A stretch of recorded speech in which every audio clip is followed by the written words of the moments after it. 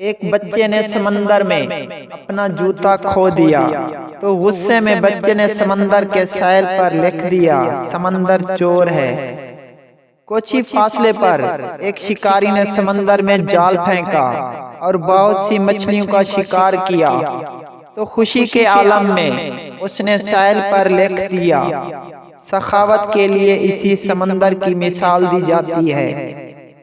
एक गोताखोर ने समंदर में गोता लगाया और वो उसका आखिरी गोता साबित हुआ। किनारे पर बैठी गमज़दा माँ ने रेत पर टपकते आंसू से लिख दिया, ये समंदर कातिल है। एक बूढ़े शख्स को समंदर ने कीमती मोती का तोहफा दिया, तो उसने खुशी से लिख दिया, ये समंदर बड़ा सखी है। फिर एक बहुत बड़ी लहर आई और उसने सब लिखा हुआ मिटा दिया। इसलिए लोगों की बातों पर कान मत धरो। हर शख्स वो कहता है जहां से वो देखता है।